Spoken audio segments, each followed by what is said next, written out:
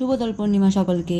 তোমাদের কীরকম কাটছে হোলি তোমরা কিন্তু অবশ্যই কমেন্টে জানিও। প্রত্যেক বছর কি ছোটো থেকে একটা এক্সাইটমেন্ট আলাদাই কাজ করতেই দোলের সময় সকাল সকাল উঠে বাড়িতে পুজো হওয়ার পর লুচি তরকারি খেয়ে আমরা চলে যাবো রং খেলতে। আর রং তো সেই আবির ছিল না, তখন ছিল আমাদের রং খেলা একটা আলাদাই মজা ছিল। এখন যেরকম শুধুমাত্র আবির দিয়ে খেলা হতো, তখন তো শুধু আবির ছিল না, অনেক রকমেরই রং ছিল।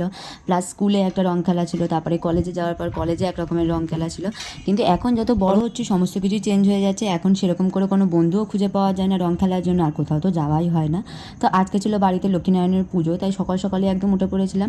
আর ওঠার পর দেখি মা সমস্ত কিছু গুছিয়ে নিয়েছে, কিছু বাকি ছিল, যেরকম ফল কাটা, নৈবেদ্য সাজানো, পুজোর কিছু টুকিটাকি কাজ, সেই সমস্ত কিছু কমপ্লিট করতে না করতে ঠাকুরমশাই চলে আসে। আর এদিকে আমাদের পুজোও স্টার্ট হয়ে যায়।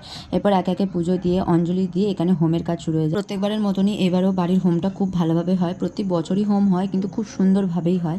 এরপর হোমের টিপ নিয়ে এখানে শুরু হয়ে যায় আরতি। আরতি করার পর প্রায় আধ ঘন্টার মতো আমরা দরজা বন্ধ করে রেখেছিলাম। এরপর চলে আসি সিন্নিটাকে মাখতে, কারণ এবার সবাইকে পাঠাতে হবে। তো এখানে আমি এদিকে চারকোলাটাকেও মেখে নিয়ে সব নিয়ে আমি চলে যাই সবার বাড়িতে বাড়িতে দিতে। আর দেখো, এইটা দিতে আমি গেছিলাম মামির বাড়িতে, আর সেখানে গিয়ে আমরা হোলি খেলে নিই। মামি এখানে বেরোচ্ছে, তার আগেই আমাকে একদম ভূত করে দিয়েছে। তো ফার্স্ট হাফের হোলি খেলে আমি বাড়িতে চলে আসি। আজকে আমাদের যেহেতু বাড়িতে নিরামিষ, তার জন্য আমি একদম ভেজ পোলাও আর এদিকে আলুর দম বানাচ্ছিলাম।